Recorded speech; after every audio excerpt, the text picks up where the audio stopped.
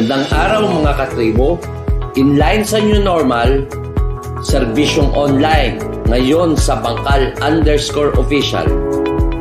Welcome to our virtual barangay hall, Bangkal Online. Maaari na tayo magsagawa ng mga online transactions.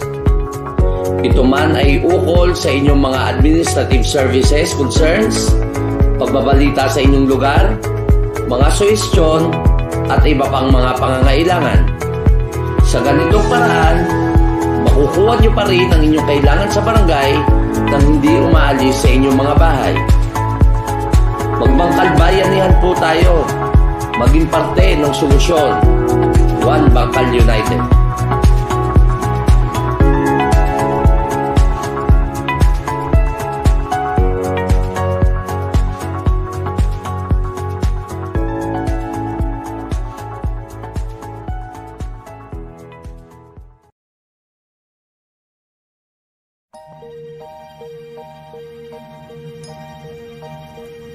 Ako'y munting tinig, may munting pangarap, sa miyon ng bulaklak, sa hanging maliit. Hello po mga nanay at tatay, lolo at lola, kuya at ate.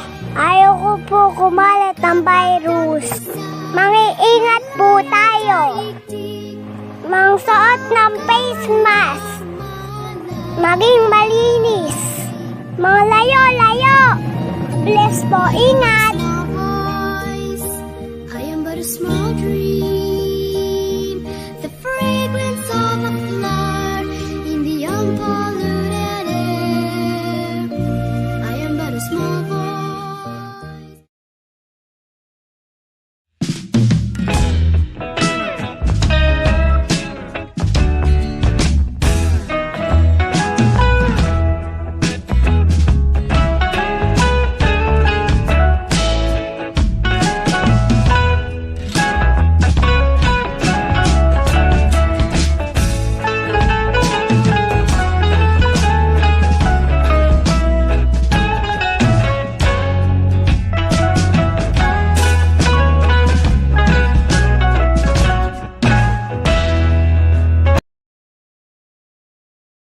To find their most comfortable spot in your home as we welcome to our open Balik Eskwela webinar series day 3.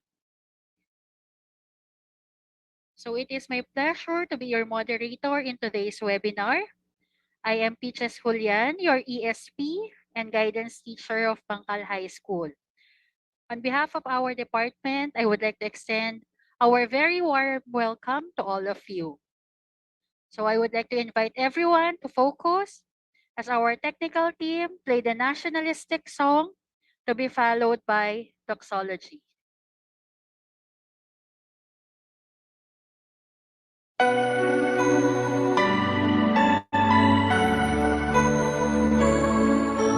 Ako'y anak ng lupang hinirang, kung saan matatagpuan ang timyas ng perlas ng silangan, nagniningning sa buong kapuluan. Taglay ko ang hiwaga ng silangan, at saan mang bayan o lungsod, maging timog, hilaga at kanluran, ang Pilipino ay namumukod. Sama-sama nating abutin, pinagama tayong nabituin, at ang aking tagumpay, tagumpay ng aking lahi, tagumpay ng aking lipi, ang tanging hinimithi at hinahangat. Hangad ko'y tagumpay natin lahat.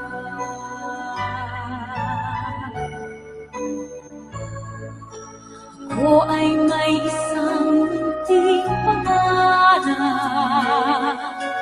sa ating dakilang lupain at sa sama-sama nating pagsisikap, sama-sama ring mararating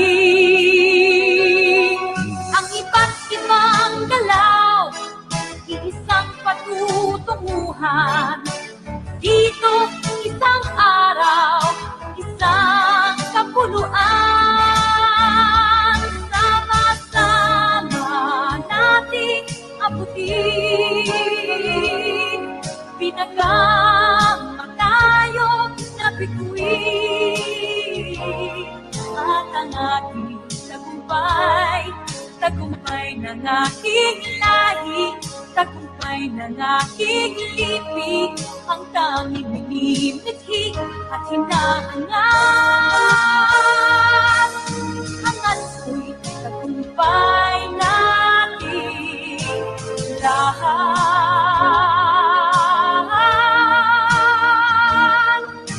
Angat ko'y tagumpay natin lahat.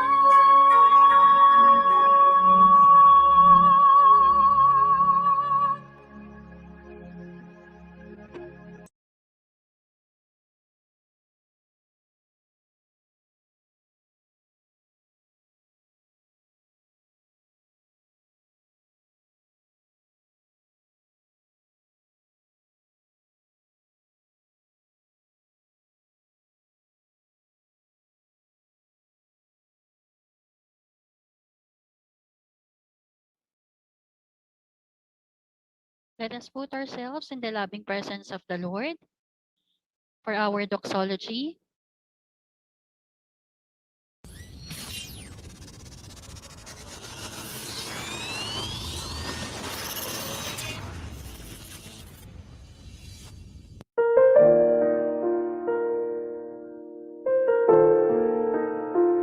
Ama namin, pakinggan mo po ang pagtawag namin sa iyong banal na pangalan. Basbasan mo po ang aming pagtitipon at kami kaluguran mo sa araw na ito. Pagyamanin mo po, Panginoon, at maging nakaayon sa iyong kalooban ang aming pagkikita-kita mula sa simula hanggang katapusan. Masalamin nawa namin ang layunin mong dakila sa aming buhay at maisagawa namin ngayon ang aming mga gawain na may kabutihan at pag-ibig sa aming kapwa. Kami po'y naniniklohod sa iyong harapan na kami iyong patnubayan at iwaksi sa aming kaisipan ang anumang masasamang kaisipan, inggit at pakikipag-alit sa aming mga kasama. Bigyan mo kami ng sapat na lakas at katalinuhan upang may bahagi naman namin ang aming makakaya sa aming mga kasama sa pagtitipon na ito. Ilagay mo po sa aming diwa at puso ang pagmamahal na hindi naghihintay ng anumang kapalit. Pagkos ay bukas palad na magkakaloob ng anumang tulong. Panalangin namin ang lahat nito sa pangalan ng iyong bugtong na anak na si Jesus. Amen.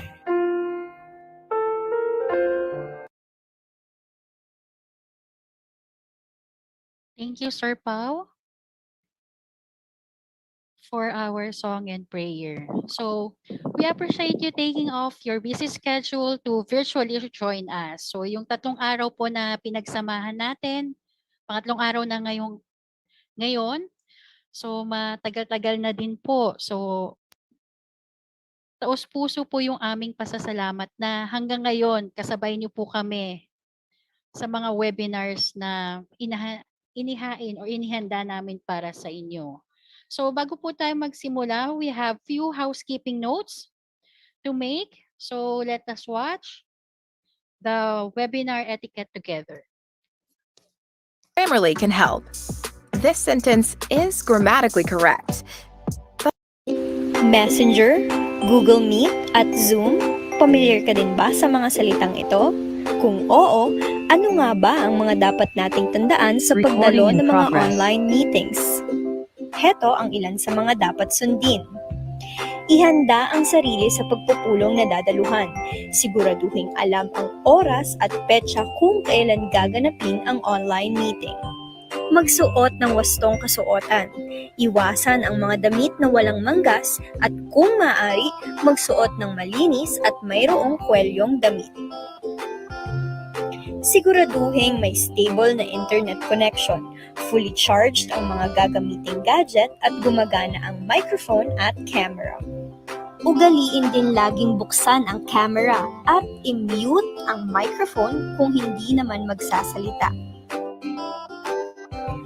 Pumuesto sa isang tahimik at maliwanag na lugar sa loob ng inyong bahay habang nagpupulong. Makinig ng maigi sa nagsasalita at iwasan ang paggawa ng ibang bagay. Ugaliin ding magsulat ng notes upang hindi makalimutan ang mga pinag-usapan. Kung nais magsalita, huwag kalimutang maging magalang sa pakikipag-usap. Magpakilala muna bago magsalita. Maaari ring gamitin ang chat box para i-type ang inyong mga katanungan. At ang pinakahuli, tapusin ang pagpupulong at huwag kalimutang magpaalam bago umalis. Ugaliin lamang sundin ang mga tips na ito upang maging responsable ang ating pagdalo sa mga online meetings.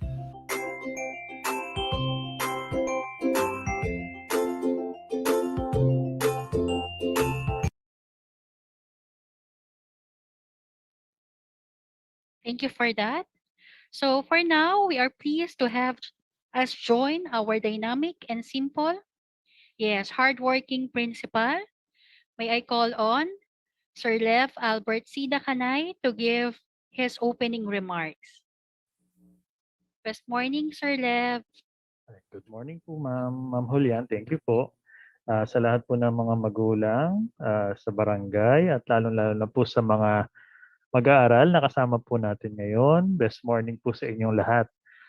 Natutuwa po ako na kasama pa rin namin kayo sa araw na ito, day 2 na, ng guidance webinar series as part of the Brigada Eskwela. So paghahanda po ito para maayos po natin, mabuksan ang klase sa September 13. So it's less than 2 weeks to go. And we hope all the webinar series from the Brigada and the guidance have been helpful to all of us to cope and to be ready for the opening of classes come September 13.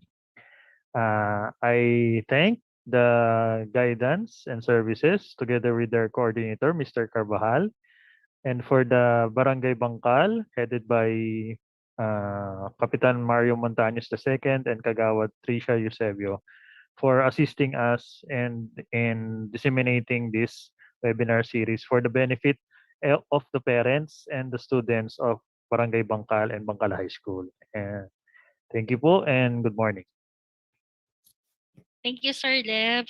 So talaga pong pagtutulungan natin ng magulang, ng mga estudyante, syempre kaisa din po ng mga guro ng Bangkal High School itong darating na pasukan.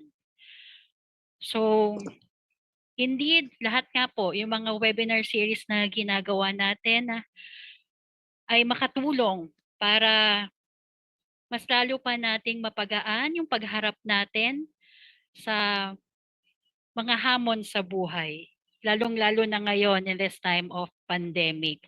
So for now, tignan natin kung ano nga ba, balikan natin kung ano nga ba yung mga nangyari kahapon. So a short video clip about yesterday's activity. So let's watch it together.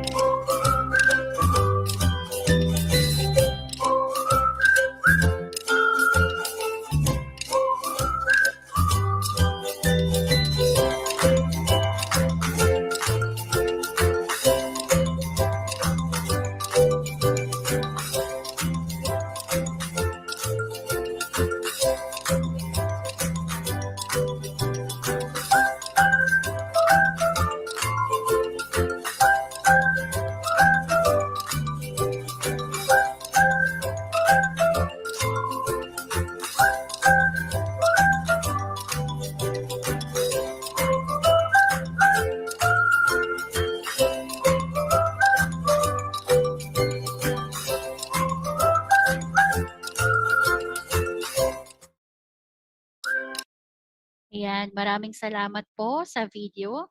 So isa tong patunay na nagkaroon po tayo ng isang matagumpay na talakayan kahapon.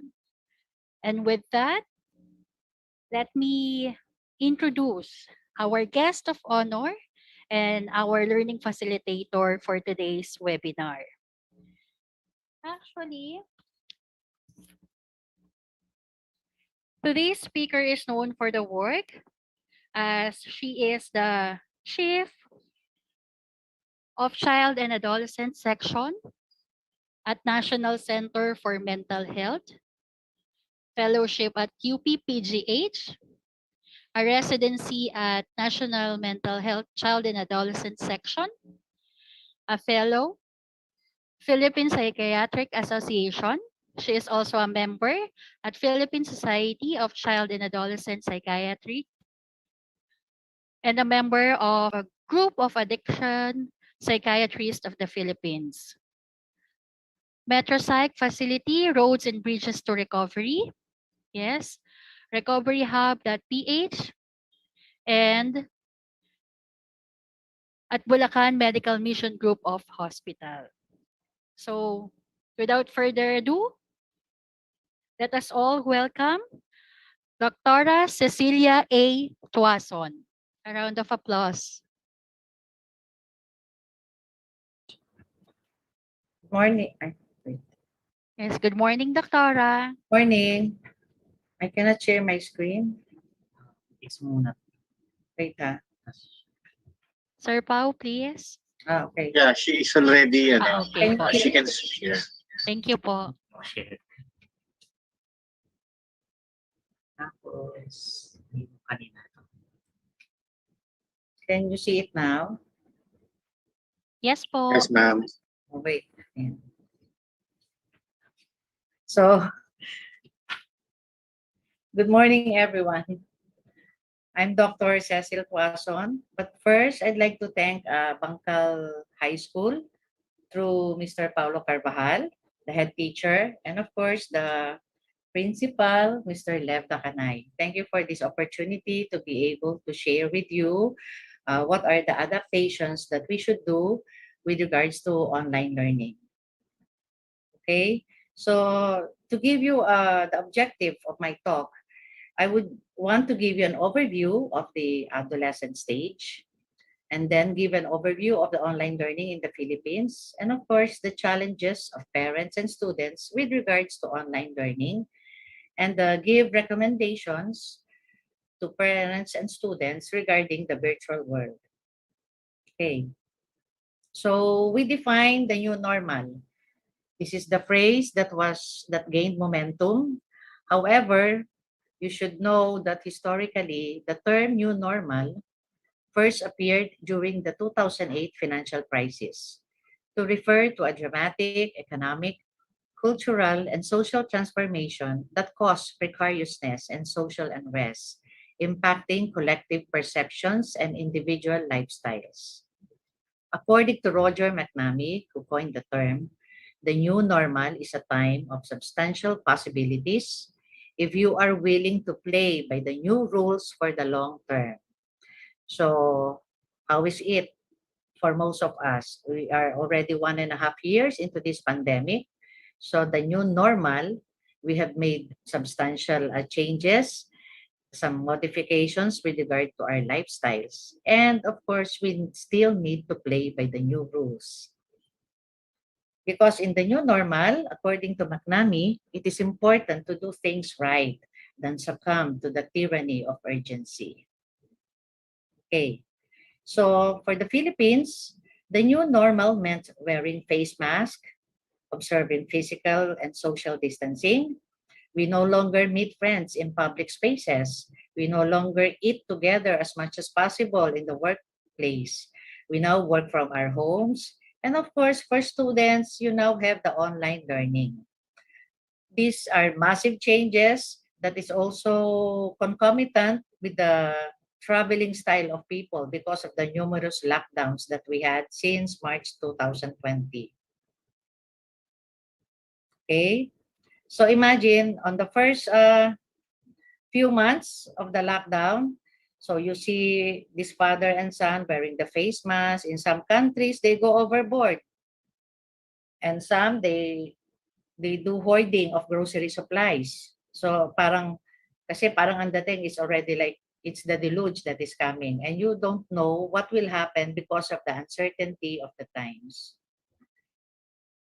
And I would like to give you first an overview of the adolescent stage kasi I was told that the participants are grades 7, 8, and 9 and 10. So for the information of everyone, we divide the adolescent stage into 3 phases: the early, 11 to 13, the middle, 14 to 15, and late adolescent, 16 to 18. So that even by the WHO classification, when you are 19, you are no longer an adolescent, but you are considered already a young adult.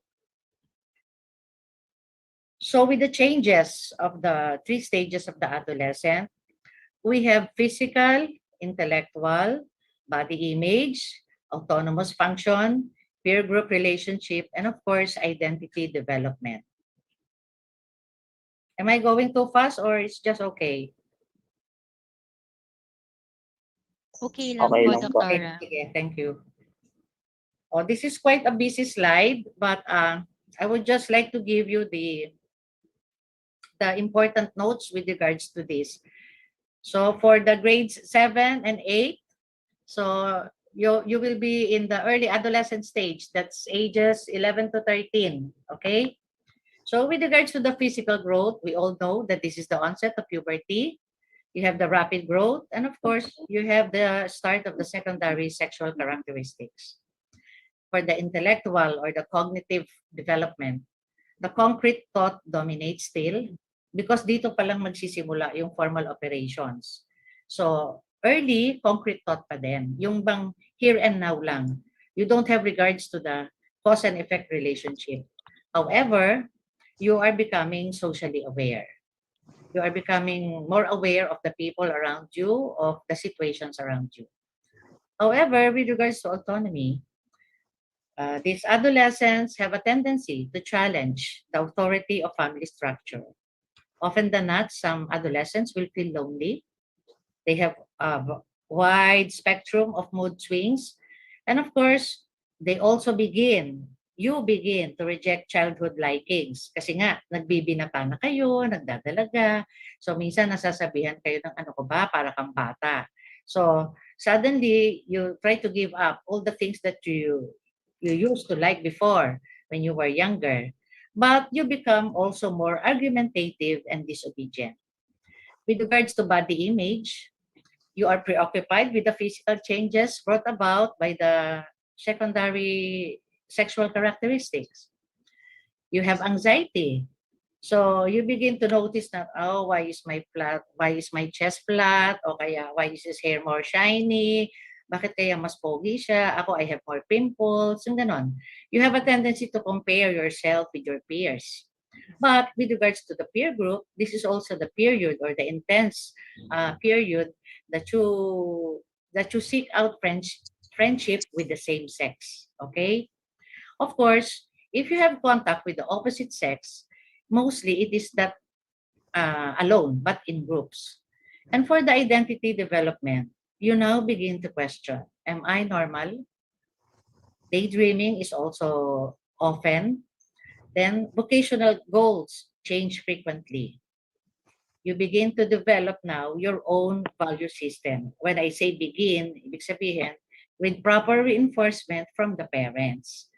So I hope the parents who are also listening here will take note of these changes in your adolescent child so you know how to deal with them. So when you begin to also to develop your own value system, meron na din ngayong emerging sexual feelings and sexual exploration. You have an imaginary audience at times. Then there is also an intense desire for privacy. And of course, you still have a tendency to magnify your own problems. I wouldn't be discussing the middle and the late kasi this will cover the grades 9 and 10 this afternoon. Okay? So, you look at these 6 parameters because this will impact on how you will do your daily routines, whether in home, at school, or with parents and with peers and with other people. Okay. So this is the expectations of the bulk of the parents. We would like our adolescents to be very expressive and be able to communicate effectively with others. And of course, there is a identity and self-esteem. He is also a leader. He is able to solve problems and manage conflicts. The adolescent is also able to cope with stress and manage the emotions. And of course, gear more towards being a part of the team, being cooperative. The adolescent will also be able to respect authority, elders, empathy. When we say authority, this refers to the schools, our principal, our guidance counselor, our teachers. Okay? Then critical thinking and decision making. So you are being groomed to be able to realize the cause and effect of the things that you would be doing. And of course, aside from that, you should be very innovative and creative. So sa pag-online learning, to make it more visible, you should make it more enjoyable because you need to be creative also and innovate. Okay? So this picture, I just wanted to show you that initially you have face-to-face. Okay? So this is a picture, but this is taken in India. So remember, India is a low-income country. Pero despite that, ibig sabihin may kakulangan pa rin sa education system nila, di ba? So imagine they are holding their classes. What's this? I think it's under the bridge. And the blackboard is propped up against a tree. But now with online learning, so you look at the student in the right, parang makeshift yung kanyang space, di ba? But she's doing the best that she can to be able to cope with the online learning classes that is being offered or is now the trend since the pandemic. Okay. This is just to show you, this is from UNESCO. What happened to the methods of distance learning during the school closure? So online classes in low-income countries is still low as compared to high-income countries. The use of education programs on TV as compared to the high-income country is still low for low-income countries. Saan tayo naka-classify? We are, nasa low-income country tayo eh. So you could just see the magnanimity and the enormous problems that every parent and every student should be facing or facing since the start of the pandemic. Okay? So these are the types of learning and I lifted this from the of DepEd. So we are all familiar with this, the face-to-face. So this is the learning modality where both teacher and students report to the classroom. Okay? The face-to-face will give opportunities for both for the teacher and the student to be actively engaged. And of course, there is immediate feedback. In face-to-face, you also do recitations. I know they also do that on online, but it's different when it's physical or face-to-face. And of course, you have social emotional development of learners because you are in a group, you are in a clique. Okay, it is also feasible for some areas yung tinatawag nating GIDCA or the geographically isolated, disadvantaged, and conflict-affected areas. So I salute the teachers who walk from, I think, 4 to 6 hours just to get to the classrooms to be able to teach their students. So I've seen documentaries of teachers assigned in far-flung provinces where they need to trek mountains and cross rivers just to get to the classroom. So that is face-to-face. Okay? So kung face-to-face tayo at wala namang history of infection at madaling mamonitor or contact trace, pwede naman siguro for some schools na whose teachers and students are really within just the vicinity of the school. Okay? If we embark on face-to-face, syempre, the delivery of the modules or the learning materials should be explored, but you should also adhere to the strict protocols. But I guess at this point, given the various classifications of the lockdown from GCQ, MECQ, it's a roller coaster ride. So I think at this point, it's still not feasible to do face-to-face. But I just want you to know the different methods of learning. Okay. Then you have distance learning. So this is a learning delivery modality where learning takes place between the teachers and the learners who are geographically remote from each other. Geographically, ibig sabihin malayo talaga, kaya distance. Okay? Now, it could be MDL, modular distance learning. It could be online distance learning, so using with connectivity to the internet, and of course, the TV and the radio-based instruction. For the modular distance learning, it involves individualized instruction that allows learners to use self-learning modules in print or digital format. So I think this is also being done. Correct me if I'm wrong, but some have combined, di ba? I know that some schools have their students, their parents would pick up the modules from the school, they would bring it home, and then the student answers the modules.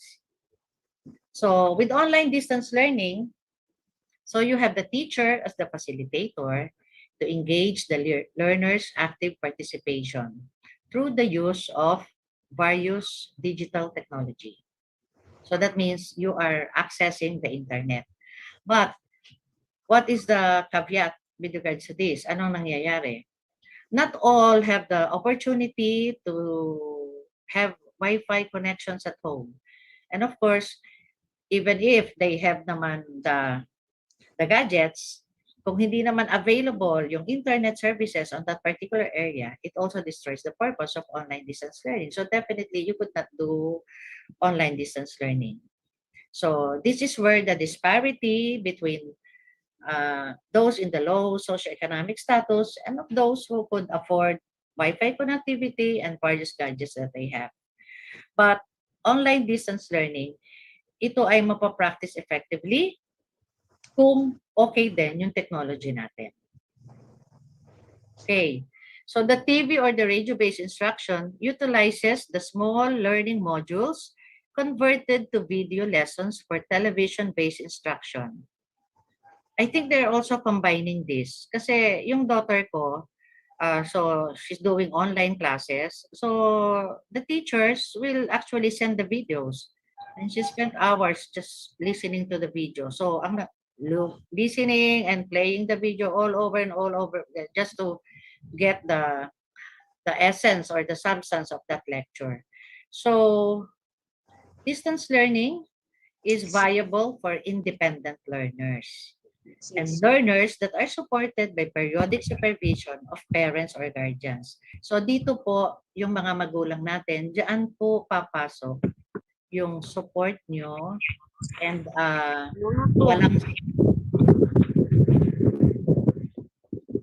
walang sawa na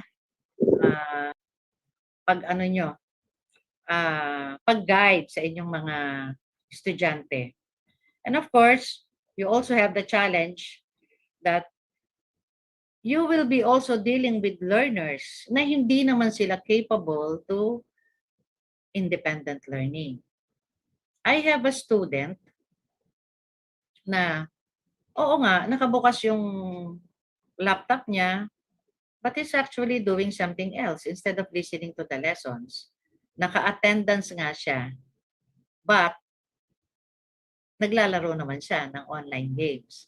So these are the challenges faced by the parents. So I hope you are able to address these problems. Then blended learning. So pag naman sinabing blended, so you combine. Okay? So blended learning will enable the schools to limit the face-to-face learning but i-ensure pa din ang social distancing. At the same time, you're able to decrease the volume of people outside the home at any given time. However, critical to the success of the blended learning program will be the production of the needed teachers and learners learning materials. Okay? So ito yung mga kailangang i-maximize ng DepEd. And of course, the support of technology, media institutions such as the TV and the radio stations. Okay. Yung homeschooling naman. Even before the pandemic, meron na tayong mga homeschooling, right? But with homeschooling, talagang ito yung parents talaga are really staying at home and they will just stick to the schedule of the child. Okay? But ito pala yung homeschooling. Before you undergo homeschooling, ideally, the parents are qualified, even the guardians or the tutors, to have undergone relevant training in home-based environment.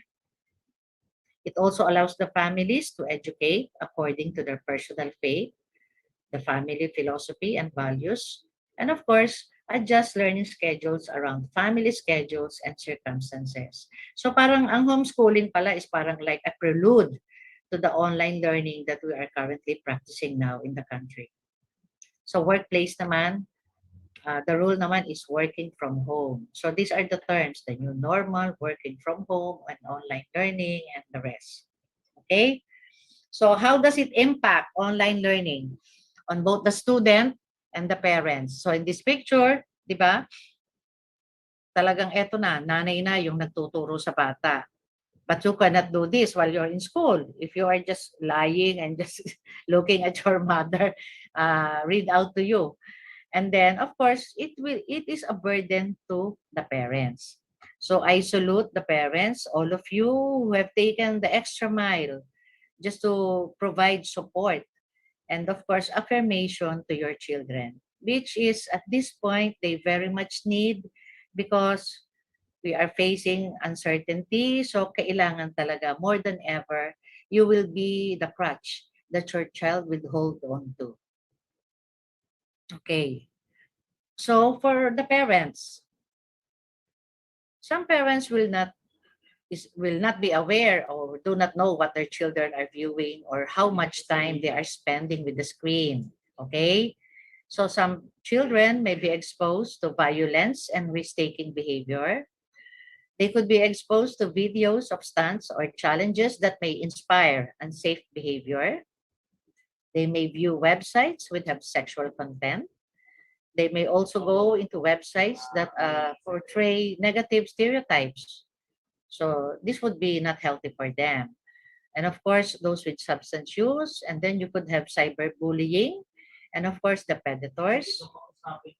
You could have advertising which is aimed at your child. Kaya hindi nga kayo umaalis ng bahay, but there is Shopee, there is Lazada, and every time these children will do it, additional expenses yun sa inyo. Then, of course, they may also go to websites that may be misleading or will have inaccurate information. Okay? And on the part of our adolescents, too much screen time may lead naman to sleep problems. Could actually be detrimental that could lead to lower grades in school.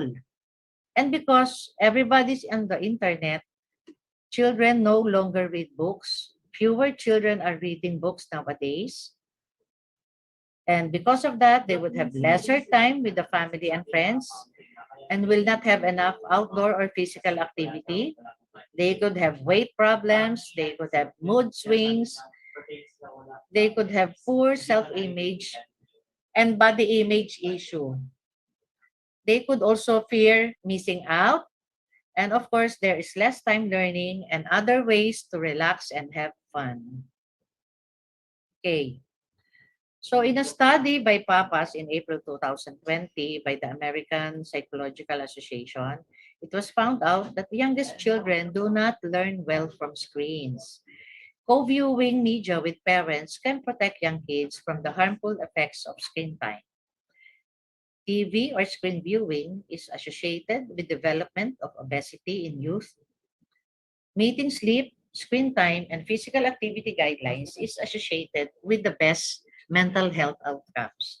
So it is important that you also target the physical uh, domain to have an overall impact on the health of your child. Okay. So what are the pros of doing online learning or vis-a-vis doing screen time? Of course, sa biological, there is improvement of motor skills and coordination. Now, with all the children, napakagaling nila talaga ngayon. They are very they are not technically challenged at all. They are very at home with gadgets and computers. Of course, psychological, doing homeworks, doing research, and getting supplementary reading or learning materials is much easier compared personally when I was a student. You need to research everything. You need to borrow books from the library. Okay? But now, in a click of a finger, you have everything in your hand. And of course, the social aspect, the communication through text messages and social media use, and of course, recreation through online gaming. So how do we mitigate if there are problems with the biological aspects of online learning or being on the internet? Of course, there will be retinal damage. They could have blurred vision. They could have myopia. Nakatapos ka nga ng online learning, pero eventually, you end up with poor eyesight. You could have neck and shoulder pains because of the posture and the long hours that these children will have to stay online. And of course, there is sleep deprivation, and of course, previously mentioned obesity. So there is a 2020 rule. So parents, children, take of this. The 20-20-20 rule, you should pause. Sorry for the wrong spelling. You should pause every 20 minutes by looking at an object which is 20 feet away for 20 seconds. Just to relieve momentarily the eye strain of being in constant focus on the on the screen. Then you check your posture from time to time, and you may do stretching of the back and the legs every 30 minutes. You should keep hydrated while being online and avoid snacking. Because when you eat and eat, you have a tendency to feel sleepy. You would feel sluggish. Then, you should make this a daily habit. You should plan a physical activity on a daily basis. Sige, initially muna 30 until you reach up to an hour. And of course, allow screen-free period at least 30 minutes before bedtime. So for the students, I want you to know that each time that you will use your gadget, you are actually fooling yourselves because the bright light of the cell phone, of your iPads, this disturbs the melatonin. So nadadaya ka eh. So iniisip mo, it's still daytime because of that bright light. Kaya nga, as much as possible, there are recommendations that for adolescents, you could only have 2 hours of screen time in a day. But of course, this is not feasible because I guess some of you, how long do you stay online? May I ask anybody? Just give me an idea. How long do you stay on for the online schooling? 5 hours. 5 hours, o di ba? So you actually defeat already the purpose of doing the screen time for 2 hours na recommended by the ASCAPAP, the American Society of Psychiatrists. Di ba? So we have to be flexible. I'm not saying that you have to follow this rigidly because you need to be able to accomplish all these things, di ba? So 2 hours is really not enough for online learning. Kasi ako nga lang I spent 8 hours, imagine, just answering the test questions. So 4 questions in the morning, 4 questions in the afternoon, na talagang Imagine, inabot kami ng 9 hours. And I felt really very tired after that. Parang hindi ako nag-exam, parang nag-typing lesson ako. So, I guess ito yung problema ng mga bata. Because I understand I think some of them will also use the Google Forms, di ba? When you need to answer yung quizzes. I think we also do that, di ba? Ginagawa na po ba nyo yon sa ano nyo? Yes po, Doktora. Oo, di ba? So, ang hirap maging estudyante ngayon. And of course, the teachers also, I know you're also having difficult time. And of course, to the parents. So talagang we will treat this as a tripartite model na there should be consonance between the parent, the teacher, and the students. You are all on the same wavelength. Okay. So another study by Wilson, but this is an old study, 2008 pa. The media influence in children will be dependent on the content that children will find attractive rather than the amount of screen time. Okay? And disadvantage naman, the advantage will be children can learn about the causes and the nature of different emotions from watching the emotions of the main characters. So ano yung nabubuo dito na value or trait? That is empathy. You are able to mirror the emotions of that main character. Okay? Now, there are rules to follow with regards to digital citizenship. So, ang kailangan yung tandaan will be the three: respect, educate, and protect. Okay? So, with respect, we have the digital access, digital etiquette, and we have the digital law. Okay? So, putting it in a simpler term, the digital law, this would refer to you could not do cyberbullying because, or you could not make offensive remarks, and you will be held liable for that. And of course, you educate yourself because lahat ngayon is because of the pandemic, you have to do it. What do you call that? Online shopping, okay? And of course, digital communication. And of course, digital literacy. So, ibig sabihin, age, I think, will not be an excuse for you to be able to learn the technology because this is what we need right now. And of course, you also protect yourself and others. So, my rights, we respect. Then, we also have our own digital rights and responsibilities. Okay? We also need to practice digital health and wellness. So, ibig sabihin, you also limit the time that you spend on screen. But of course, when you're doing schooling, it's a different matter altogether. And of course, digital security or self-protection. Okay.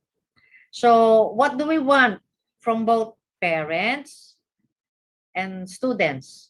Both of you should be able to achieve a competency. So how do you achieve competency? Together, you would search, you would evaluate, and manage the information. Okay. Then you also need to interact and share that valuable information, and you could always collaborate online. You should also be able to develop and create content. Ibig sabihin, it should be with substance. And of course, the use of safety and protection measures for both the parents and the child. Okay. So this is just a diagram to show you the traits of a good digital citizen. You should protect private information. You should stay safe online. You should balance the time that you use the media. You should balance the time that you are on and off. Okay, when you are online or offline, you should respect others. You should stand up to cyberbullying when you see that it is happening. You should also respect the copyright and intellectual property and carefully manage your digital footprint. Okay. And of course, for both parents and teachers, this is a simple acronym, yung THINK. When you want to post on Twitter, on Facebook, ano pa ba yung applications natin? Think, is it true? Is it helpful? Is it inspiring? Is it necessary? And is it kind? So, nako-cover niya lahat, di ba? Yung, yung three aspects ng digital access. Okay? Okay. Now, I have given you the rules on how to do online. Then, I would give you now the benefits of online learning. The advantage, you could do your work together whenever and wherever at your own pace. To have flexibility in schedule. Okay? Basically, however, some students will require 8 hours at their desk, just switching between classes. I think this will hold true for medical students or those who are taking up law. Kasi talagang maraming subjects. And then, there is elimination of discrimination. Diba, when you are learning online, you don't normally know anyone's age, gender, race, or ethnicity, as well as other visual indicators that might cause people to be discriminatory. Initially kasi, I'm speaking in terms of yung daughter ko ha. Actually, they don't turn on their videos. And yet, hindi ka naman pwedeng umalis because anytime pwede kang tawagin. Okay? So, it eliminates that yung ibang bata, they would be very anxious when in front of the camera, di ba? So may mga rules din naman yung mga teachers when it comes to online learning. And of course, everything is on the internet, so there is access to more information. So we have to take full advantage of this. So these are the good points. Ano naman ang cons? So the bad points. The most obvious problem is not everybody will have internet access. And of course, technical literacy for both parents, students, and the teachers. I know you are all overwhelmed, but so I salute everybody. Because when we went to Japan before the pandemic, and then after that, we had communications with them. Sila na very industrialized sila and everything. Aminado yung mga teachers nila that they don't do well with online learning. So they started face-to-face consultation. Then, nung tumaas uli yung mga cases, I think they had to stop. Pero they also tried online learning. Then, students are easily distracted. Just like what I told you earlier, naka-online yung patient ko and yet he's playing online games. Okay? At saka naboboard talaga kayo sa screen eh. Kasi you are conditioned to be learning in a school environment. But remember, if you are at home, maraming distractions, di ba? Okay? And then from other studies, of course, in online learning, there is lack of human interaction as opposed to the traditional face-to-face classroom. Of course, there is also the issue of the unnaturalness. Diba? Nakatingin ka lang sa screen. O kaya, when we're attending conventions, andun lang kami, naka-ano ka lang din. Naka-off yung, ino-off naman talaga eh, ng host yung video eh. So talagang naka-mute ka din. Okay? Then the lack of face-to-face interaction in the online learning space and process appears disconcerting to both educators and learners alike. Parang ako ngayon, I'm just looking at my slides, but if I am lecturing face-to-face, there could be more interaction. I could easily ask for questions and answers. Diba? So we just have to get used to it. So with regards to the internet connection, okay, it continues to be a privilege up to these days. And for those with poor internet access, at a disadvantage when it comes to online classes. So we have 46 million, but only 45% of Filipino citizens have access to the internet. And 74% of public schools do not have access to the internet. So I think this is all changing now. Okay? And then, when you have cancellation of online classes due to the following. Kasi di ba, of course, naka-online kayo. But remember, the pandemic still here. So may mga emergency concerns, such as caring for the families and for ourselves. Of course, it would come first. Nowadays, families are getting infected by the numbers, not just one in the family. Kasi magkaroon ka lang ng isa na positive sa family, everybody will be affected, okay? And of course, there is unequal access to personal computers and internet, which exists in some communities. Okay? And sinabi din ni Menso in 2020 that the shift to online classes has not been smooth for our faculty. We have had to learn new skills and revise new syllabi overnight to be appropriate to the new normal. Okay? So general tips, how do you adapt to online learning? You should have a separate space for studying and learning to prevent being distracted. So I usually tell the parents of my student patients na dapat talaga they should have a separate room or a separate workspace. Hindi yung pwedeng kitchen table, 'di ba? Dapat talaga may lugar sa bahay na ah, makakapag makakapag-concentrate yung bata. So if you have 3 children, kanya-kanyang pwesto 'yan, 'di ba? They should not be sharing kasi magkakarinigan din naman sila. And of course, you should plan out your week, what is coming. We should plan out the week of what is coming up and things that you learned last week that you could improve on. Kaya nga ang ano din ng online learning is the bulk of the work is also on the students. You stay connected with your teachers and friends. You remember to ask questions and make study groups. So I think they have this platform, yung Discord. They are able to, ito yung uso ngayon eh. They could do the group study. Basta naka-online lang sila lahat. So parang nag-Zoom meeting din sila. I think ito yung Discord.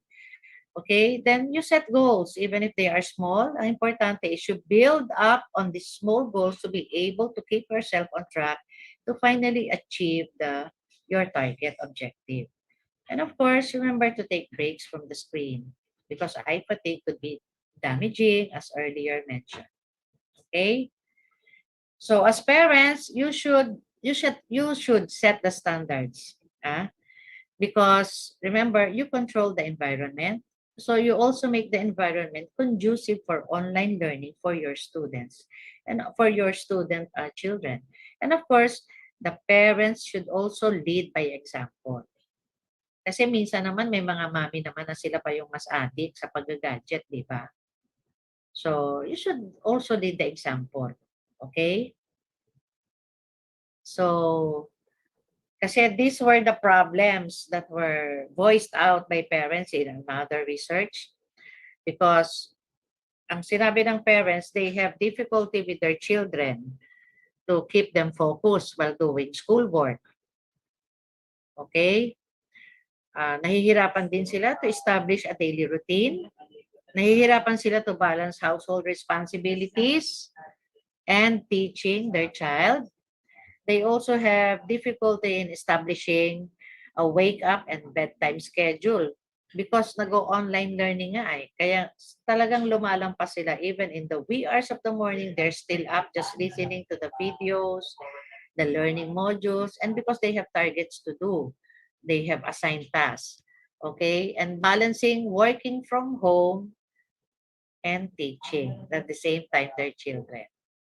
So it is a really big challenge for parents, the students, and of course, our dear teachers. Okay. So this is just some of the problems also of online learning. Okay, so dapat you should be able to have brain breaks. Sabi nung 14-year-old ko na na estudyante, ang tawag naman nila ay screen break. So, pag daw nag-screen break siya ng 10 minutes, that's when he starts doing his homework. Sabi ko, 10 minutes, dapat nga mag-rest ka eh. You should be able to address the student's physical health. The parents should also avoid for the child to feel isolated and get the most out of virtual learning. So always give positive feedback, be patient and flexible with your children. Okay? And of course, all this will require self-discipline. So to improve self-discipline, earlier slide, have goals, even simple ones. And then you start building up on the small goals. You also try to remove the temptation. So you confiscate the cell phone para nakatutok lang siya talaga sa desktop niya. Okay? And you reward yourself when you complete a goal. You affirm yourselves, di ba? Whether the parent or the child, student, or the teacher. I think they also mentioned I should include psychological first aid. So, ang importante lang naman sa psychological first aid, kasi we do psychological first aid in severe traumatic or stressful events. Okay, so depende dun sa severity of the stress. But in psychological first aid, what is important is, tatlo lang yun. You look, you listen, and you link. Look on what happened. Look who needs help. Look who needs safety and security. Okay? Kasi PFA is mostly used for psychosocial processing in survivors of trauma and accident. Ano lang yun? Look, listen, and link. And of course, remember, these adolescents, they will all need our support. So lifting off from the psychological first aid, I think parents and teachers would also apply this. We should ensure the safety of our children. We should be promoting calmness. We should promote self and collective efficacy. You promote connectedness. Thereby, you also promote hope. I think this is my last slide. So this is just another explanation. So I will leave with this. The pandemic, remember, this is a marathon, not a sprint. And even though this is a marathon, it will not last forever and the epidemic will end. That's all. Thank you.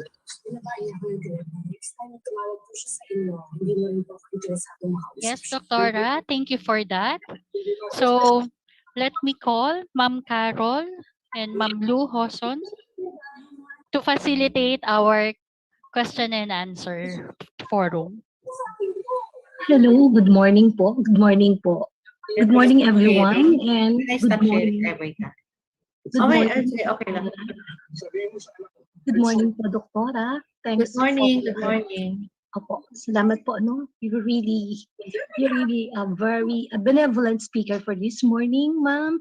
And ma'am, I am tasked to facilitate the question and answer. So I am requesting the participants to simply unmute themselves or maybe they can chat on the chat box the question. Nag-drop din But ako. then, but then, Doktora, as for now, wala pa naman po ako nakikita na question. Pero natuwa po ako dun sa sinabi nyo na talagang isa po kasi ako, siguro po because of my age, talaga pong affected masyado ang aking mata at mukhang lumalabo na po.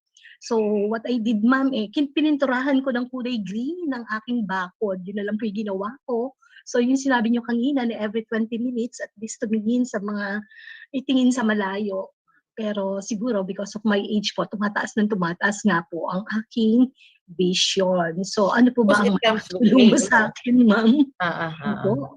So yun na lang po siguro para sa mga mata namin. Ano po kaya ang magandang magagawa namin? Ha? But I'm not an ophthalmologist. I see. I'm a child psychiatrist. But I mean, if you have problems with your eyesight, so the best who could answer that will be the ophthalmologist. Yes. Either you will need an increase in the corrective lenses, di ba? Kasi importante is we rest. Kasi we are really being deceived when we use the cellphone. Hindi nyo ba napapansin talaga? Kasi ang liwaliwanag niya. Kaya it interferes with the melatonin secretion. Kaya ang tendency nyo ngayon, you cannot sleep. Kasi actually, your brain is being deceived na it's still early kasi ang liwanag eh. Kaya nga, we also propose na yung stringent measures to avoid this, both the adult and the you limit talaga the use of your screen time. And at least 30 minutes before you go to bed, i-prime nyo na yung sarili nyo na you should turn off the phone. Hindi yung naka-phone pa rin hanggang sa makatulugan na yung phone, di ba? Ganon usually ang tendency ng mga bata eh. Kaya po pala may mga insomnia na kami. So, Yes, napansin yes. ko nga po. Opo, At saka yung gagawin nyo yung halimbawa, sorry ha, halimbawa, pinapatay nyo nga yung ilaw ng bedroom. So, naka-cellphone ka. Mas lalong ma-affect yung vision mo nun. Kasi hindi lang retinal damage but macular degeneration. So it goes sideways also with the of course with increasing age, talagang nagiging lumalabo na. At saka po, doktora, napansin ko rin po na ang sakit po sa ulo, talaga pong yung radiation din po siguro ng Yes, gadget. yes, Kasi yes. after that po, ang sakit-sakit po talaga ng ulo po. Oh, thank you po, doktora. So far, wala pong question akong nakikita. Alam mo, ang laging sabi, di ba? Opo. After a lecture, when wala kang question, it's either you did not listen or you did not understand. Wala Or po you yung mga understand. That's why they don't ask the questions. yung pong participant, wala pa po sa ngayon po. I need kasi to give the stages ng adolescence para maintindihan nyo. Para the parents would not be so stringent and so strict. Kasi remember, they're also undergoing this task. Kaya magkakaroon ng magkakaroon ng leniency. Kailangan intindihin nyo yung adolescence. Kaya i-connect nyo siya doon sa online learning. Na talagang, and also, at this stage, ako in my practice, I have seen lots of patients, whether private or public, whether online or face-to-face consultation. Ang problem talaga ng mga bata, they are bored with online learning. Ang sinasabi nila, hindi sila natututo. Yung isang college student, college siya ha, imagine galit na galit siya sa teacher niya. Kasi nga, tinetext niya yung teacher niya, hindi sumasagot. Pero actually, ang itinetext niya, talagang hindi sasagot ang teacher eh. Kasi, inaano niya yung parang, inirereklamo niya, bakit ang hirap-hirap ng pinapagawa ko, yung ganon. So, I think there should be communication between the two parties, di ba? How to make online learning convenient for each other. Of course, ako talaga nakikita ko ang hirap talaga because I have a daughter who is still in school. Ang hirap talaga, ang hirap. So, I think we should all address these issues talaga. Salamat po, doktora. Totoo po yung sinabi nyo. Marami po sa mga estudyante namin online, andyan lang po sila, pero hindi namin alam kung anong ginagawa. Kasi pag tinawag, hindi po talaga sumasagot. Wala kaming kausap. Wala sa sarili. Ganun po talaga nangyayari. Totoo po yun. Hindi naman ma'am siguro wala sa sarili. Baka may ginagawa lang iba. Yun po, may ginagawa doon. Distracted. Una yung noise sa bahay and then inuutusan daw sila lagi ni parents. Yes. So kailangan po talaga si parents makisama naman din po during class. I think we should hear from one student at least kung anong feelings niya about online learning. Siguro ma'am, you could call. Sige po. Ma'am Peach, patawag na lang po ng isang student participant para po malaman natin ang problem. Kasi we should listen from his end, di ba? Yes po, may nakita ako dito. Subukan kong tawagin si Axel. Wow. Axel Pimentel. Nasaan si Axel? Usong-uso pala yung pangalang Axel na yun. Pangatlo na siyang Axel. Baka nahiya pa si Axel. How about Sean? Sean Bercasio. Ito, may picture siya. Ayan, Hello si po. Sean. Hello? Ma'am Peach, naka-raise hand si Bustamante. Okay. Ito si John Anthony L. Bustamante. Yes po, pa-unmute na lang po ng mic. Pasensya na po kung iba po yung gamit ko pong account pa. Sige lang. May, actually, parang interesado po ako sa lesson po ngayon. Kasi po ako rin po matagal na rin po nag-aano po ng gadget. Minsan po mga 5 hours. Tsaka po tsaka parang realidad po rin yung yung sinasabi niya rin po. Tsaka po pag tapos na po ako gumamit ng mga gadgets, minsan nagpapahinga po ako mga 10 minutes or mga 20 minutes. Tsaka parang di ko po maiwasan na yung mapigilan na gumamit po yung gadget. So, para po sa akin, napaka-interesado po yung lesson po. So, yan na po. Remember we are talking of hindi mo sasabihin na excessive yung paggamit mo ng gadget because you are doing online schooling. Iba yung excessive use of gadget na you're doing something else to the point na hindi mo na na-attendan yung dapat mong gawin. Tama ba? Nasaan to? Ay, apa. Oo. Kasi po minsan po yung naglalaro po minsan ako ng mga iba't ibang game. Po, so, minsan di ko na po mapigilan. Kaya po so, ngayon po parang okay. kailangan ko na po i-prevent po. Tsaka Okay. So, remember when you're doing work, that's school, di ba? But now you realize na, so, kasi nga pala, you're doing something aside from the school, di ba? So, talaga, actually, there is already a disorder for this, there is internet addiction. This is already, codable sa ICD-10 namin. So, talagang, may mga ganun na talaga. And we are not referring to online schooling, ha? We are referring to online gaming. So, yun lang. Ang talaga is you should at least spend only 2 hours per day if you are doing yung aside from the schooling. Kasi remember, lahat online na yun eh. Nagulat nga ako, kahit pala sabong is online. Diba? Yes, Doktora, meron nga pong ganon. Online sabong. Kasi nakakita ko ng post sa Facebook. Tayaan na kayo. Ay, ano kaya? Online sabong? May announcement pa. Ayan. Yes, Doktora, meron po rin tayong naka-raise ng hand dito. Si Sean. Yes, Sean. Yes po. Narinig niyo po ako? Yes po. Yes. Malinaw po. Doon lang po sa sinabi po ni Bustamante po.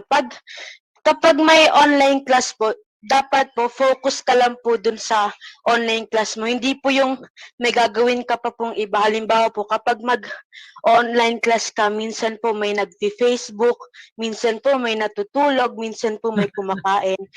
Dapat po focus ka lang po dun. And then po sa mga games, dapat po may time management po tayo. Meron po dapat may oras sa schooling, may oras sa pagkain, may oras din po sa gaming. Yun lang po. Very well said. Baka mangayayat ka pag di ka kumain, ha? Kasama yon ha? Yung time management. You have time to eat, meron kayong screen break, di ba? Kasi nakakagutom pala talaga mag-online. Sa totoo lang. Nakakagutom talaga mag-online. Yes, thank you, Sean. Ang bait naman itong estudyante. Anong grade mo na ba, Sean? Incoming grade 7 po. Okay, very good. So, very good. Virtually see you soon. Then, Happy po. Thank you po. Sige, ma'am, meron pa tayo dito from Shari. Yes, Shari. Ma'am, usually po kasi pag maingay po yung environment mo or yung paligid nyo po, paano po ma-maintain po yung focus po pag nag-online class po nang hindi po masyadong nadidistract? that's when your parents, you would ask your parents to make a modification. Kasi importante talaga yung workspace nyo sa bahay. Diba? Kasi tingnan mo ha, tumahol lang ang aso, madidistract ka na eh. So, yun. You should talk it out with your parents. What would be the feasible thing to do to provide you a workspace para naman makapag-concentrate ka. Diba? Or some naman will use the headphones. 'Di ba? Para ang nadidinig mo lang yung teacher. Tama? Iha? Nasaan? Yes po, ma'am. Pero pag ilang oras po kasi yung mga classes, so makakasama din po para sa tenga po namin kung gagamit po. Oo, kaya nga, I mean, hindi naman kailangan maging rigid ka totally sa. Ang sinasabi ko lang, kailangan sigurong gumawa ng modification sa bahay nyo, 'di ba? So you talk it out with your parents para I hope the parents are listening here. You ensure. You ensure na maganda yung lugar na mag-a-attend ng online classes yung bata. Talagang dapat no distractions. 'Di ba? Para makapag-focus. And we're not even talking of a disorder para easily distracted ang bata. Pwede din namang may ADHD, but we did not touch on that topic di ba? Meron din namang mga estudyante na may major depressive disorder na because of online learning. I have one student, talagang umiiyak siya nang nag-online consultation siya. And he's from Philippine Science High School, Ang complaint niya talaga, hindi niya kayang mag-online. Simple lang, hindi niya kaya. Hindi niya siguro kaya yung long hours na nakaupo siya, na nakikinig. Kaya ang talagang gusto niya, mag-drop siya. So how would you address that, diba? So we talk it out with the parents and then with the school guidance counselor. So talagang the child is undergoing a problem talaga kaya hindi niya feasible to do online learning. So yung physical setup is very important. Diba? Safe and secure that physical workspace for you to be able to do the online schooling better. Yes po, Doktora. So talagang importante rin talaga na nandito rin yung mga magulang nila na nakinig sa topic natin ngayon. Kasi talagang ang hirap, lalo na po as in lahat po nag-adjust for that, 'di ba, for this pandemic. And we are in the process of adjusting talaga. Lalo naman po yung mga, alam natin na yung Filipino, very overwhelmed po sila sa interaction with others, 'di ba? Yung physical touch po.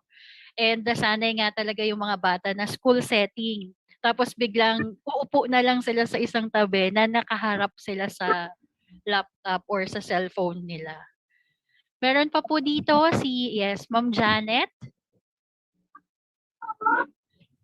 Hello po, good morning po. Morning po. Morning, ma'am. Oo. May tanong lang po. Ano po yung pwedeng i-advise sa mga batang nasanay na sa gadget, tapos kahit kunin yung cellphone sa gabi, tapos pag nakatulog na yung parents, kukunin pa rin ng anak. Tapos kahit napatayin yung wifi, bubuksan pa rin. Parang ganun po. Parang hindi nila parang nasanay po sila talaga sa gadget.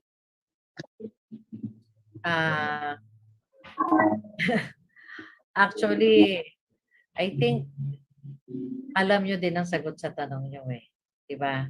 Unang-una, bakit na-reinforce yung ganong behavior na nag-gadget sila? Ibig sabihin, maliit pa lang sila, na-reinforce na sila. Correct me if I'm wrong, I've seen 2-year-olds na nag-gadget na.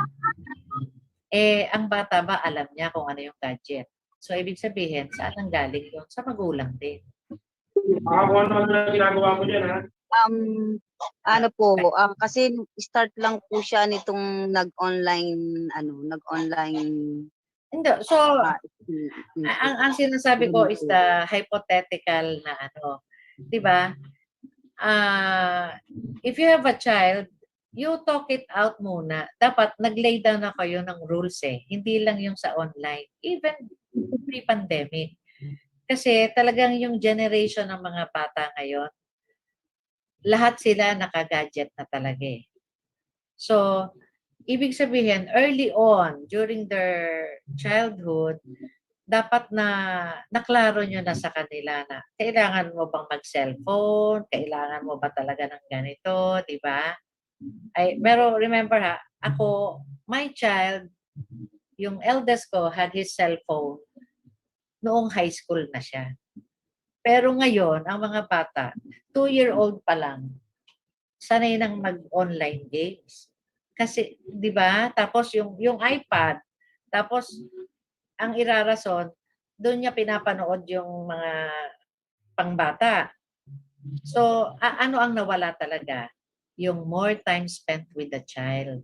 Yun ang nawala. Kasi ang pacifier is the cellphone, the TV, yun ang naging yaya ng mga bata eh. So I think for all parents na siguro kung may mga maliliit pa kayong anak, of course you will not have this problem overnight eh. May pinagmulan po iyan. So I think you need to talk it out with your child na sabihin mo yung magiging consequences pag panay ang gamit niya ng gadget. And of course, being the parent, di ba sabi ko, you are the ones in control. So, ibig sabihin, you lay down the rules and for the child to follow through. Kaya you should talk it out. Ibig sabihin, you will need to reach a compromise that would benefit both parties. Di ba? So, kailangan niya to spend a certain hour for schooling. So, kamukha nung sinabi ni Sean kanina, it's all a matter of time management. Now, if you think, di ba, kung gagawan nyo talaga ng solusyon eh. Sabi nyo, pag pinatay na ang wifi, bubuksan uli. Ano yung naiisip nyo na pwedeng gawin? I-lock nyo yung wifi. Diba?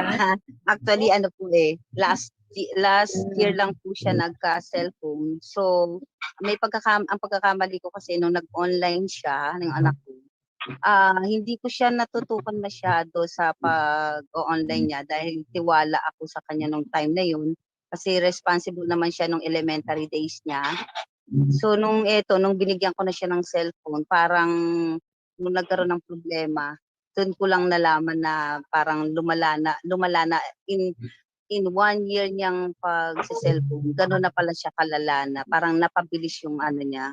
Kaya parang hindi naging maganda para sa kanya yung laging naka-cellphone. Kaya gano'n po. Pero ngayon inaano ko na rin, tinututukan ko na rin siya ngayon kasi talagang hindi po talaga maganda yung ganong habit ko sa ano. Sarili mo yan, di ba? Ang ano ma'am is you should set the limits, bigyan niyo siya ng structure of daily activities. Pero you need talaga to communicate with your child kung ano yung expectation. Leverage kayo ng di ba? Expectations on both sides. Nadidistract ako sa mga Yes po, parents, pa-off po ng mic. Sabihin ko nga yan. Ma'am Peach. Yes po. Ma'am Peach, may nagtaas ng kamay na nauna dito. Si Ma'am. Opo, unang-una po, paki-mute po muna si James Constantino, Prince Angelo. Medyo maingay po, makikisuyo po sana. Nauna pong nagtaas ng kamay dito sa nakita ko po. Thank you po, Ma'am Janet. Si Ma'am Jeneline Romero. Thank you din po. May mga nagtaas pong nauna ng kamay. And then after po ni Ma'am Jeneline Romero, pwede na po kayo mag-unmute. Meron po dito sa chat box na question din. So sige po si Ma'am Jeneline. Good morning po sa lahat. Ma'am, suggest ko lang po kay Ma'am Janet po. Yung sa akin po kasi 3 yung anak ko. Tapos may kanya-kanya silang cellphone. Ang ginagawa ko po is, nilalagyan ko po ng lock screen na ako lang po yung nakakaalam. At saka yung ibang apps po, nilalagyan ko rin ng lock. Para in case na maglaro sila, isang apps lang, hindi na pupunta sa hindi na sila mawiwili sa ibang apps kung ano pa yung gusto nilang tingnan. Yun lang po. Yun yung sa tingin ko lang po, yun yung masasuggest ko sa kanya na maglagay siya ng lock sa cellphone ng anak niya para limit lang din po yung time ng paglalaro ng anak niya. Thank you po. Salamat po. So, ma'am, babasa lang po ako ng isang message dito sa chat box. Sabi po rito, from Dol Montalvo, hello po. I don't know kung related po kasi late akong naka-join. Usually po kasi, yung students po, na yung kapatid daw po niya, mas gustong mag-isa lang siya sa class. Okay lang po ba na we'll let them attend na hindi ko na po i-supervise? Mas makakapag-focus kaya po sila ng ganon kesa sa supervise, pero naiirita naman po siya. So, yun po yung question niya. Gusto daw ng bata, mag-isa lang siya, no supervision from parents, pero makafocus daw kaya ito. Ano po kaya ang masasabi mo po, Doktor?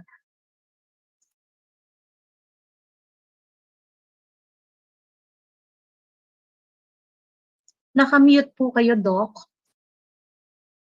Sorry ha.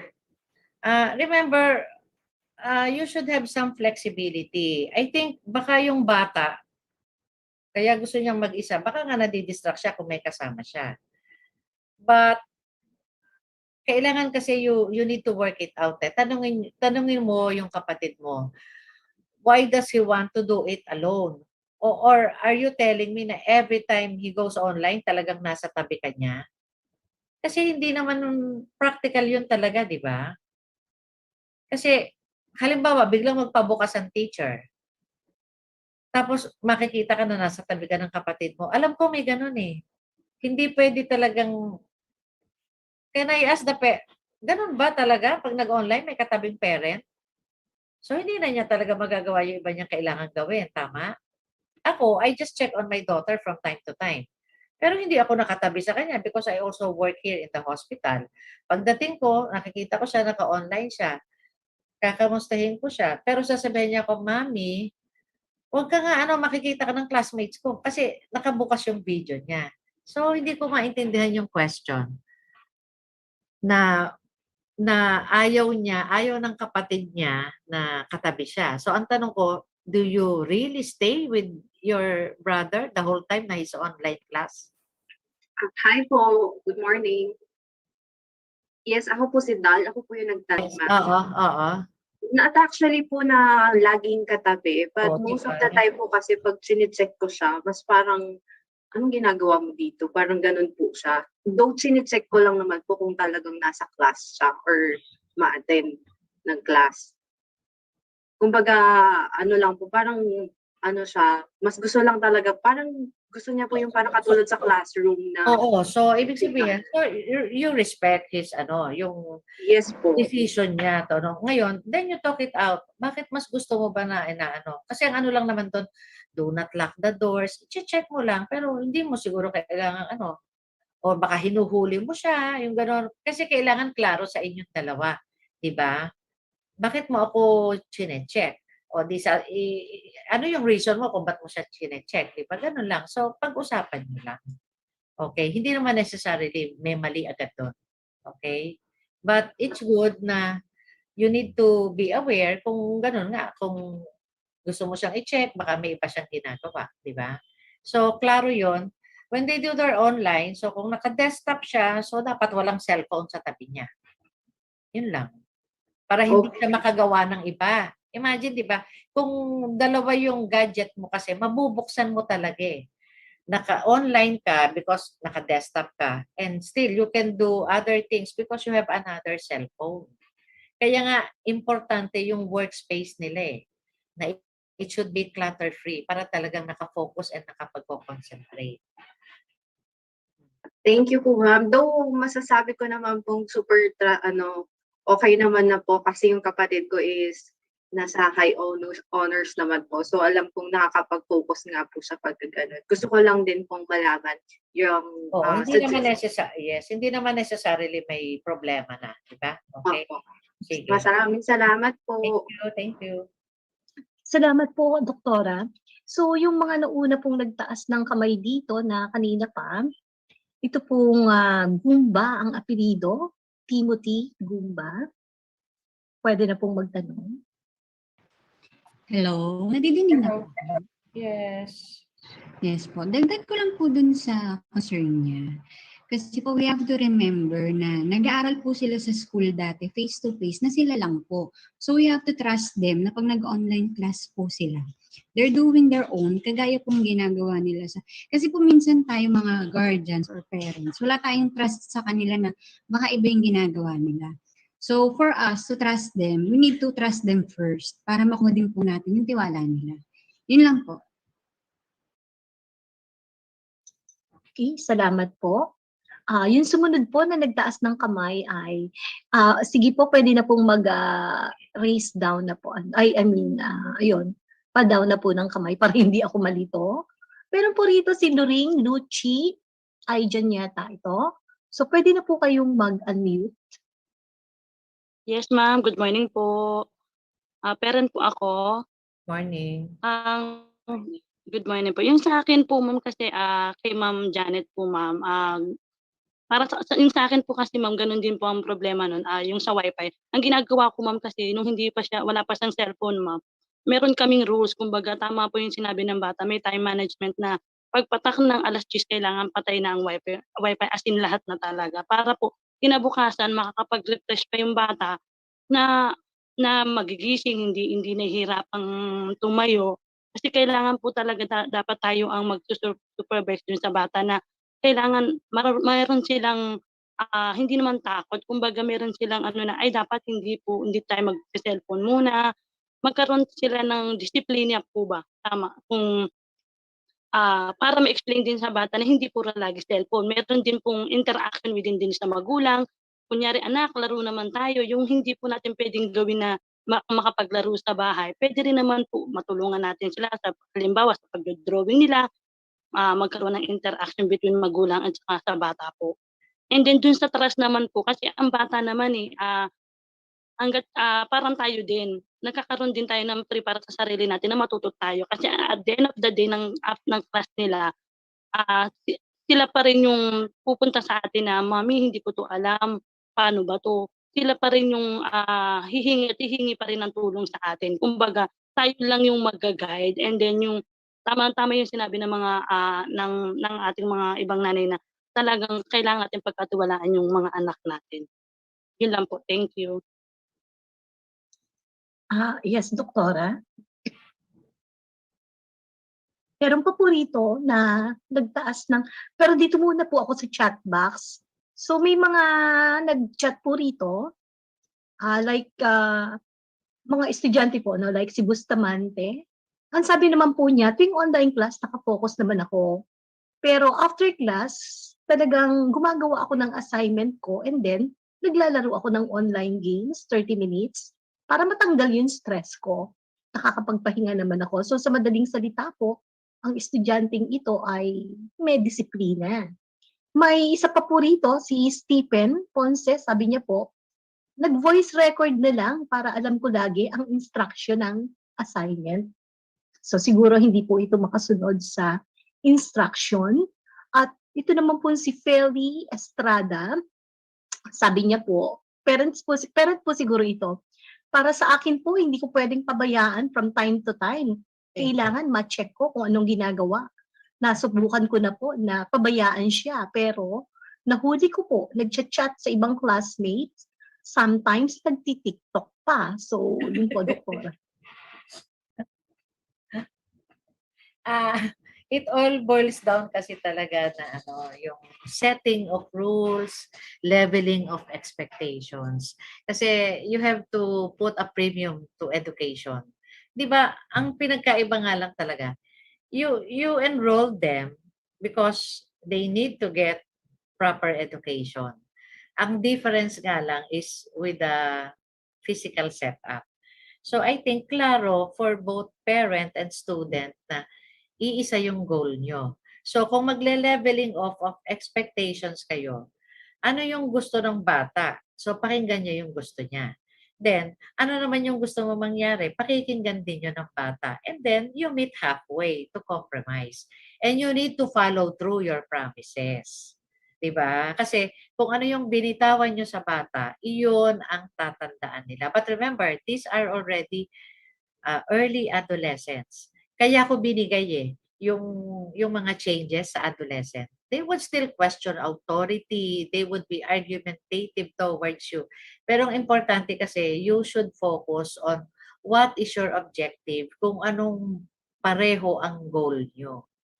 'Di ba? So, ang goal is makatapos ng pag-aaral, maitapos itong isang SEM na 'to, 'di ba? So, ibig sabihin talaga all out ang support natin mga magulang.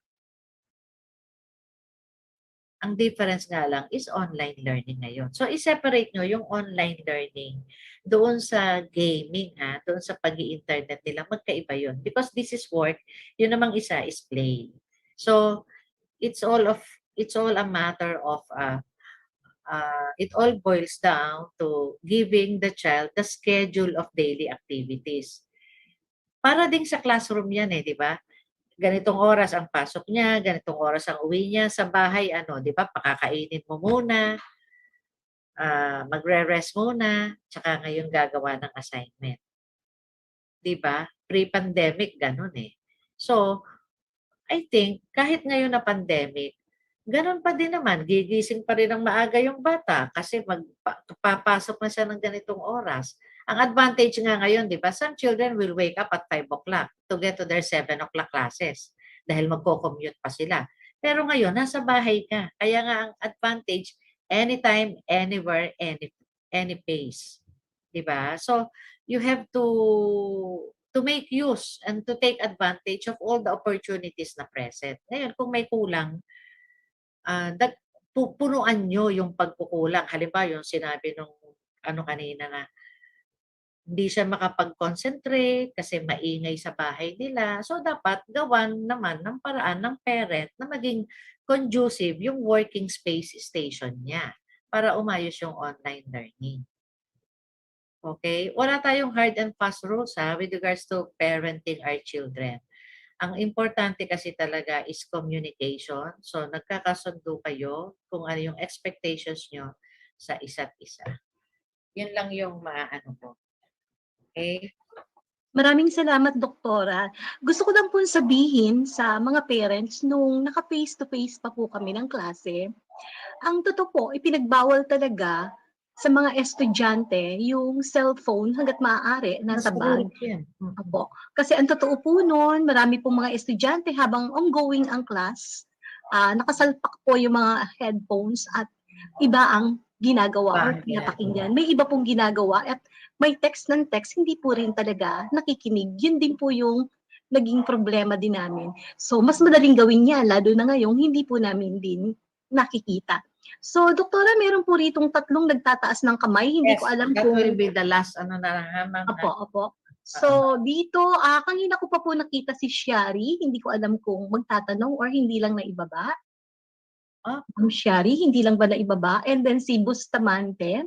Sige May po. sasabihin lang po ako related po dun sa kay Ma'am Dal po. Since isa din po akong student na with honors, hindi ko din po gusto na parang binabantayan po ako habang nag-online class kasi po parang nakaka-pressure po para sa akin. Kung kunyari po, magkamali po ako, parang ayoko po nung parang siguro po i-judge ako. And based naman po dun sa mga students na nagagadget po ng sobra, sa tingin ko po, sa kanila na po yun. Kasi kung isa ka pong student, kailangan and teenager din po, kailangan mo na pong sanayin yung sarili mo na i-self-discipline po. Para po, paglaki mo po, makokontrol mo na din po yung sarili mo sa mga mas dapat mo pong unahin. That's already in the eyes of a child. Diba? So, kasi remember, kanya-kanyang personality ang mga bata. Diba? So, ang kailangan lang talagang gawin as parents will be to support them. to make them, some will fail, some will make mistakes. Pero importante is you point out the mistakes that they made para makorek. To us, sa tingin mo, ano kayang nangyari? Ba't nagkaganito? So, sa susunod, paano natin magagawa ng paraan? Dapat ganun yung pagtatanong nyo. Hindi yung, ayan, ginawa mo na naman yan, kaya ka nagkamali eh. Kaya ka hindi pumase. Yung mga ganun. Remember, adolescence yan eh. Eventually, di ba, kaya nga, sinabi ko sa inyo, yung mga physical, psychological changes sa kanila, talagang they value their privacy. Most certainly at this point talaga. Remember, ang pinagkaibahan lang is the physical setup. So, kung nasa classroom talaga, di ba wala naman talagang parent na nag-check sa kanila kasi ang pinakikinggan lang nila teacher. So, it's either kausapin nyo muna, then that's when you do the drastic changes or options. Kasi talagang kasi it's in the rules naman pala of the school. Klaro yun. To be successful in online learning. Okay? Ako kasi my daughter is a medical student. Talagang in-emphasize niya sa akin, hindi pwedeng silip ka ng silip sa kwarto. So naintindihan ko. Kasi minsan nga naka-on ang video nila. So paano kung may biglang dumadaan sa likod mo, di ba? Kung makita ng teacher 'yon. Tama nga naman. 'Yun ang doon. So we need to affirm their need for privacy, their need for personal space. Mas importante, you lay down the rules and the groundwork. Pero I'm saying this walang hard and fast rules Hindi mo pwedeng i-apply yun sa iba. Don't ever compare. Kasi pressure na naman sa bata yun. You look at the child's uniqueness. Kakaiba yung anak mo na yan. Hindi mo din siya pwedeng i-compare sa iba mong anak. Yun ang wag na wag niyong gagawin as parents. Pressure enough ang pag-online, sa totoo lang.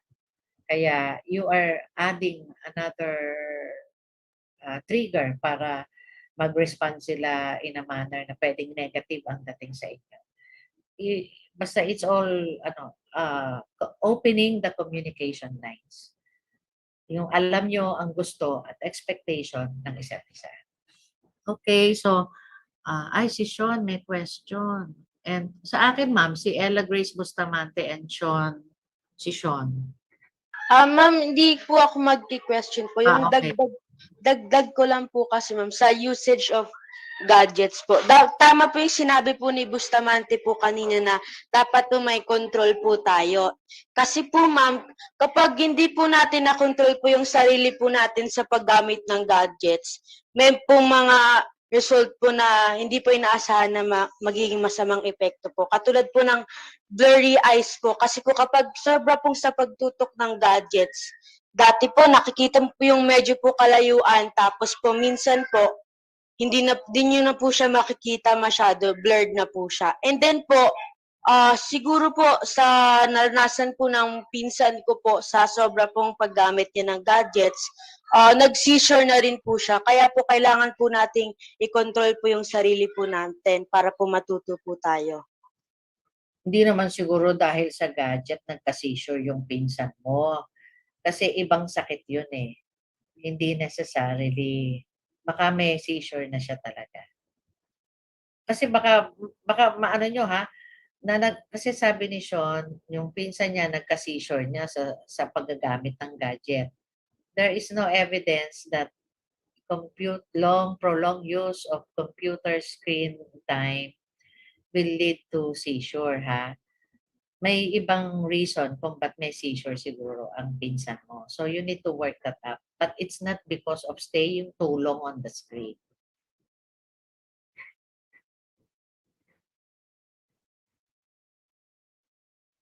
Any more? So I think wala na, ma'am. Doktora, wala na po akong nakikitang naka-raise hand, kundi si El Bustamante. Yes. Hindi ko lang alam kung may sasabihin si Ella or hindi lang nakapagbaba ng kamay. May sasabihin po pala ako. Ay, Kasi po si Elsa, boses lalaki. Ay, John Anthony po to. Ako po Bustamante. yung nagsalita po kanina po. Okay, okay. Gamit ko lang po Okay, yung joke account po lang. ng ate ko po. Okay. Okay lang po. Okay lang. It's okay. Ako rin po, parang yung ano, yung sinabi po yung na mama ko na yung eto po, yung online class po, minsan po yung focus po talaga ako sa online class po kasi po yung mama ko po, pati yung pamilya ko po may ano po, trusted po sa akin na as in kapag online class lang po ano, yung as in makinig lang po sa online class po. Tsaka po yung ano, yung paggawa po ng assignment. Tsaka po pagkatapos na po ng online class po, tsaka po yung assignment, saka na lang po ako maglalaro. Ngayon po yung ano, nakapagpahinga na po ako ng 2 hours or 1 hours po.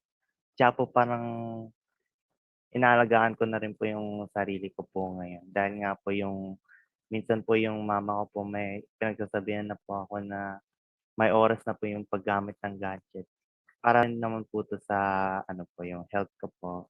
Tsaka po yung ano po, yung para sa kalusugan ko po. Kaya po rin po yung mama ko po minsan nagwo-worry din po sa akin. Tsaka po ano po, yung tsaka po may trusted po sa akin na yung kapag online class po, makikinig po sa online class, saka na lang po maglaro po, tsaka magpahinga na rin po pagkatapos din po ng online class at maglaro din po. Okay. Thank you for sharing. So, Doktora, wala na po akong nakikita. Maliban lang po sa nag-iisa from Mary Grace Carullo na ang bottom line din po ng gusto niyan sabihin, sabi niya, I don't agree that parents should monitor their children on online class because some students feel conscious and children naman should know their limit on using gadget. Yun lang po din. Wala na po akong nakikita so far. Maraming salamat po at talaga pong nakatulong sa amin at sa akin din po. Dumating din po ako sa point, talagang tinatanggal ko po yung saksakan ng aming internet kasi yung anak ko din ay inaagaw niya, kinukuha niya pag tulog na ako. Ganyan din po ang nangyari sa akin. Thank you po. Yes, ma'am. Thank you po, Ma'am Luhoson, for facilitating our Q&A. Then, thank you rin po, Doktora, actually, for a significant and meaningful talk po about mental health. Maganda po na malaman talaga natin yung developmental stage ng bata. Kasi sabi nyo nga po, every person is a unique person. Hindi porket mabagal lang yung phase nung kanyang pagtanggap or yung kanyang paglaki, there's something wrong na po agad. Tama po ba? Yes, yes. Hello? Oh my God. Yes po. Hello? Can you hear me? Yes po, Doktora. Remember, this is just yung what are the things that you should know about and should be aware of. We are not even talking of disorders. This is just adaptation on online learning. I value the insights that were provided by the students kasi kayo mismo, alam nyo kung ano yung dapat yung gawin, alam nyo yung hangganan nyo. And for the parents, you really need to communicate with your children. Yun ang ano ko lang, leveling of expectations. Kasi kung iba yung gusto mo, hindi naman kaya ng bata. Of course, you would never agree. Remember, the adolescent stage is the tumultuous period. Diba? And this is the stage also na despite being rebellious, aggressive, they challenge authority, they're also now starting to develop formal operations. Ibig sabihin, now, mas nare-realize na nila, pag pala ganito ang ginawa ko, ito ang kahihinatnan ko. Hindi lang yung simple na right and wrong ang tama nila. Ngayon, alam na nila, pag hindi ako nagtino, ganito mangyayari sa akin. So, i-emphasize nyo yun.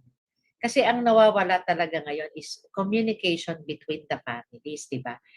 Kasi nga, di ba kahit sa mga advertisements, sa mga commercials, di ba?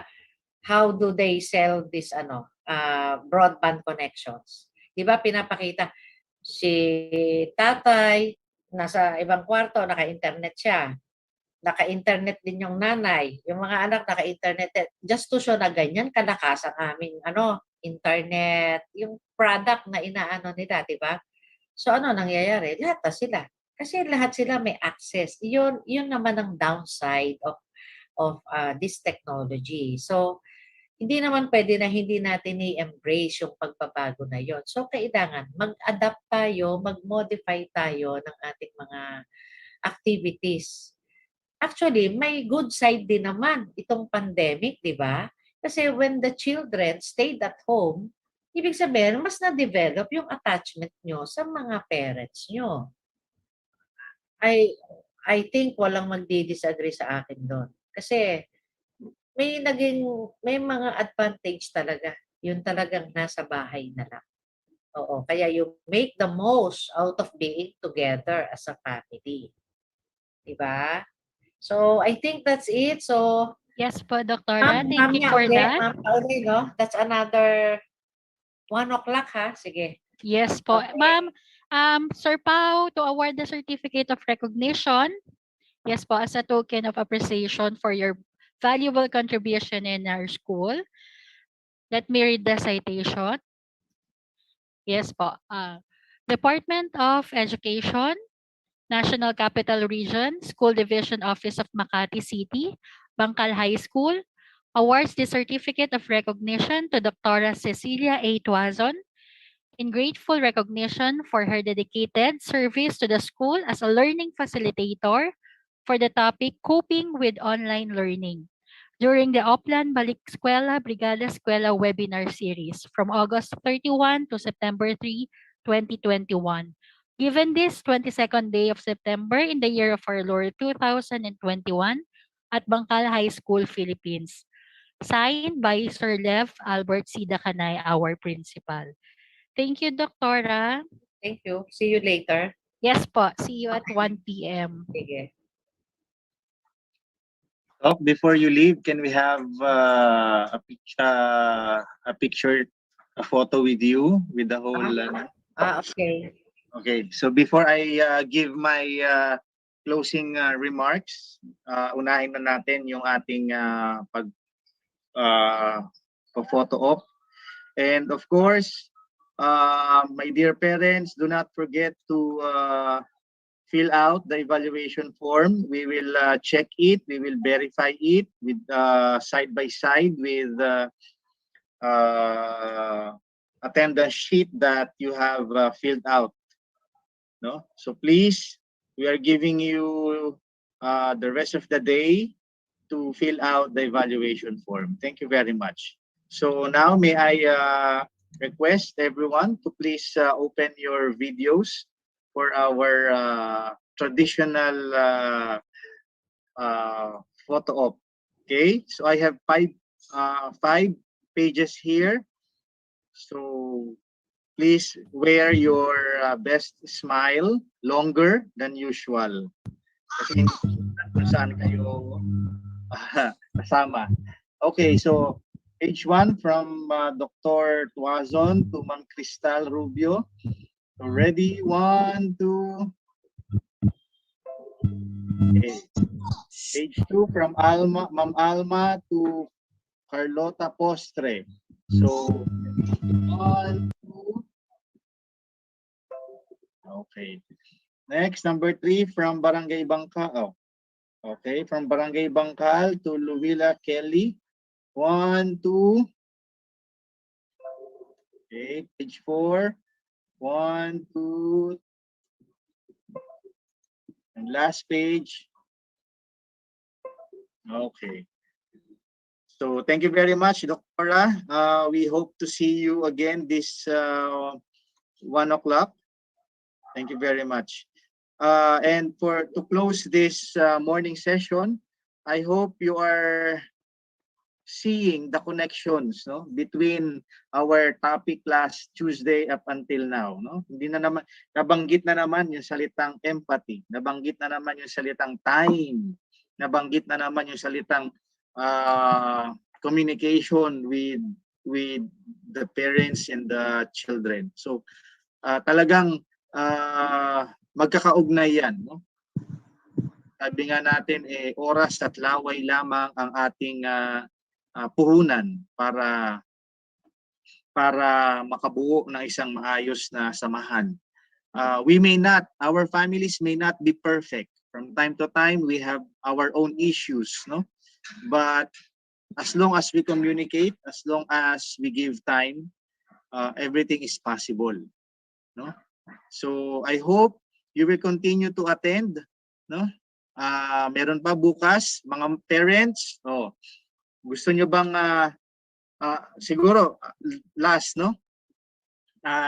The best lesson that we can give to our children is to teach them yung tinatawag nating education in freedom. How can they make use of their freedom responsibly in the true sense of the word? Kanina nakikinig ako, may mga bata na ayaw ng sinasamahan o minomonitor ang kanilang online class. But then again, my dear students, please be reminded that you are still minor and you are still under the wings of your parents. And it is the role of the parents to monitor your activities. Maybe if your parents were able to see that you are responsibly using your freedom, then maybe they will give you the trust that you want at hindi kayo ganon masyadong i-monitor katulad ng sinasabi ninyo. Give it to your parents. That's their role, no? To guide you and to monitor you. Okay, so thank you very much. I hope we can operationalize all the principles that Dr. Tuazon taught us for this morning. Thank you very much. Ma'am Peach, any other announcement?